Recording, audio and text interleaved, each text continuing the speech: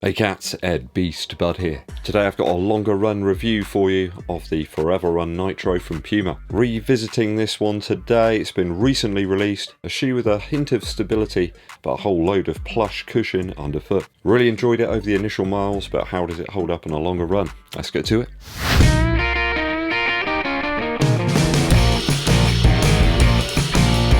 Thanks for tuning in people, EDDBUD here. Help the channel to continue to grow by hitting that subscribe button and hitting the bell of notifications too. It really helps spread the good word too if you give this video a thumbs up, like and share it with your running buddies. Danke schön. I took the Puma FOREVERRUN Nitro up to about 12 miles today, so about 19 kilometers. Longer effort at slower pace, hitting around 8 minutes 4 seconds per mile today, so it's about 5 minutes per kilometer. Lots of variable weather conditions. We had rain, wind, sun, those slate grey skies too. I had hit it harder earlier in the week with some 1 kilometer rep sessions at my 5k pace. I did 2 of those sessions and I needed to do some slower miles on the Sunday. The tank was somewhat more empty than it normally is. Hit around 40 miles for the week, so it's about 65 kilometers total. Training for that Brighton Marathon has gone really well. I got lots of 15 plus mile longer runs in, getting up to 20 miles on one occasion. So I feel like I've got the fitness back now, feeling really good. Managed to stave off the colds and the coughs just long enough to get me to the start line. That's in about 3 weeks time from now, so really looking forward to it. Managed to keep things consistent over the miles today, all the splits nice and regular right through to the end. It was dramatically warmer as well out there. I think it was about 11 degrees C at some point. When you consider earlier in that week it was down to about 0 or -1. Loads of snow and ice around. It certainly wasn't like that on the long run. Quite a bit of wind though from the southwest, certainly in those exposed areas on the route. So how did the shoes hold up on that longer effort? Let's get to it. In terms of the upper, lockdown wise, I'm really impressed by this Puma shoe. A really nice balance between comfort and those plush materials, but also keeping the weight at a manageable level. I think certainly at slower pace, the hints at stability that this shoe has and the use of that power tape on the lateral and medial side of the model really help to keep the foot secured to the midsole base. The shiny, almost patent leather looking silicone-like element around the heel also helps to make sure you're guided down nicely onto that midsole, all part of that Puma run guide system. I've had no issues with the lacing whatsoever in this model so far. Spot on for a runner's knot and standard bow, so no problems with lace length there. I found the shoe breathable enough, despite the obviously increased amount of upper here, makes this shoe a good model for like recovery or very easy efforts. Could be one that you can continue using into the summer months. No hot spots anywhere on the shoe, didn't have to relace or adjust the tension or anything. Just a mega consistent experience on today's longer run. That flew by actually. I had a customized playlist that I was sending to my Earfun Air Pro 3s. I shall give you a rundown on that playlist at the end of today's video. Impressive. Most impressive.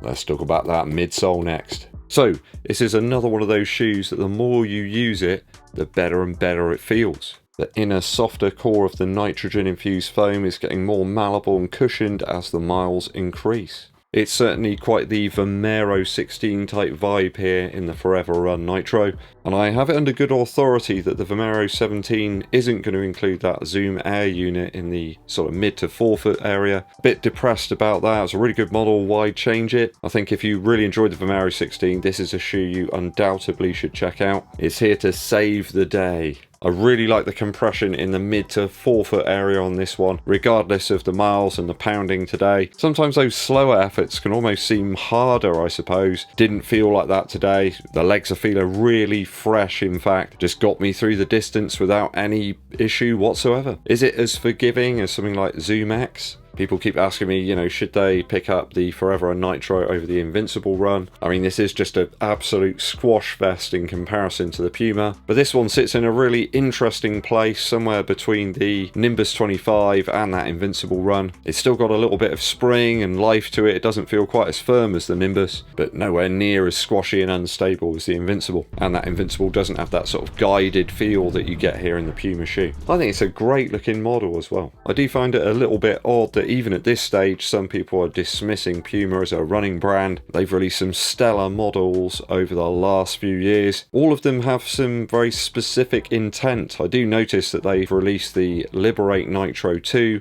which they're specifically aiming at shorter distances up to the half marathon. So I think I was kind of right in their intent originally for the Liberate Nitro. If you've got a lighter frame, it's an ideal shoe and a very nice price point too. The Forever Run Nitro is one model that I can see working for a wide variety of runners. It's not so heavy as to make it unsuitable for like daily training. It clocks in my UK 11 at about 325 grams. That's about 11.4 ounces, and that's very, very reasonable. Believe me, it's not all that much more than the Pegasus 39, for example, and a clear 25 grams lighter than the Invincible Run 3 from Nike. So you're getting on for almost an ounce lighter. No complaints though in terms of the midsole at the end of my run. That combination of foams here works an absolute treat. Looking at the outsole now. Again, no major problems here with my route all on road and pavement, aside from a quick jump onto a grassy verge here and there to avoid some pedestrians. There's always bystanders and walkers, and sometimes you get like a dog or something that just isn't going to leave you alone. Perhaps my only issue here with the outsole itself is the cutouts here that expose the softer midsole foam. These picked up quite a lot of debris. I have cleared it out. I don't think anybody wants to see that really. That was mainly mud and tree related debris, so I would perhaps be mindful if this is on your typical local routes. If there's loads of objects sort of strewn around, bits of acorn shells and twigs and things, they're bound to get caught up in here. So make sure you got your jeweler's screwdriver at the ready. Aside from that, the outsole is assured very durable, a battle tank in fact, with a huge range of traction patterns here that will no doubt last the test of time. You guys know that I love Puma grip, and this stuff is no different to what you get on the other Puma models, so you can rest easy. I think I've got about 66 miles into the Invincible Run 3 so far. There's a lot of wear already on the lateral side of the heel. That's typically not something that I'll see to around about 100 miles, but it's already happening there. I have noticed that Nike rubber isn't perhaps what it used to be. That perhaps makes the Forever Run Nitro an even better bet to pick up and try. They don't seem to be scrimping in the same way on the rubber outsoles. Once again, if you're after longevity in your shoes, this is probably a really good bet to try out. I will be asking Puma what they put into the Puma grip stuff when I do go and visit the Boston Marathon and head over to the Puma headquarters. I need to know. A lot of people are finding that Invincible Run is just a little bit too mushy, perhaps taken away from the fun almost a little bit of going out on a run. This one does have a little bit more comeback to it. There's a little bit more rebound, I suppose. If you're looking for like a daily versatile model, the Invincible's probably not the one for you. Perhaps if you're doing half marathon or marathon training and need something to absorb the impact, that's a much better use case for it. But I think the Forever Run Nitro here with a slightly lighter build is a bit more easygoing, a little bit more airy, I suppose. Just enough plushness there, but lots and lots of forgiving underfoot cushion. Perhaps if you're like an Ultra Boost user, but you want something that's a little bit more nimble, or perhaps if you've been using some Brooks models, this one's just way more forgiving underfoot. It's definitely worth checking out. So a strong showing for the Forever Run Nitro on today's long run. I think it's always like that next day kind of feel. How do the muscles feel? How are the feet?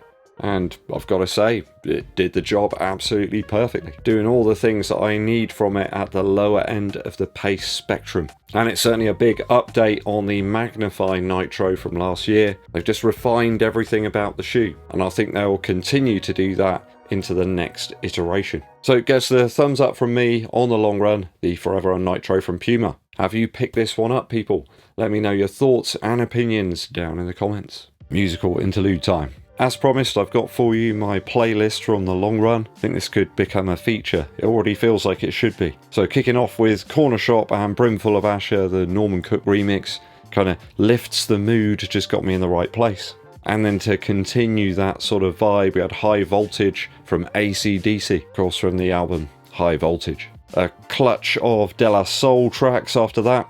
We had the Magic Number and then Buddy, which features the Jungle Brothers and Me, Myself and I. I was loving the sort of bouncy kind of vibes, beats and synths on that track. Really did work. The Really did work a treat. Keeping the mood up with Upstarts by Johnny Marr from his album The Messenger. Then a couple of tunes just to chill out and kind of get into that zone. Sort of almost like running meditation, I suppose. We had Waking on a Pretty Day by Kurt Vile, and then also Gold Tone. Been a while since I listened to The War on Drugs, so I had a couple of tracks from them. We had Living Proof, Under the Pressure, Holding On, and An Ocean in Between the Waves. So crossing over the last 3 War on Drugs albums there. Really like their tracks for the nice consistent beat. It just keeps on pumping all the way through. I needed to get back to the sort of heavy, more abrasive guitars though after that. So we had Down Payment Blues by AC/DC, and then Rock and Roll Damnation as well. Throwing in a little Fatboy Slim towards the end, and Praise You, and then finishing off the long run playlist with Dynamo by Johnny Marr. I did talk about that one in the live stream yesterday if you picked it up. Hopefully you managed to tune in for the live stream. There will be more of those coming in the next few weeks. Thanks for tuning in today, people. Hope you enjoyed the show. Make sure you hit that subscribe button, click the bell below for notifications. Also give this video a thumbs up like, and share it with your running buddies. My name's EDDBUD, and I'll be seeing you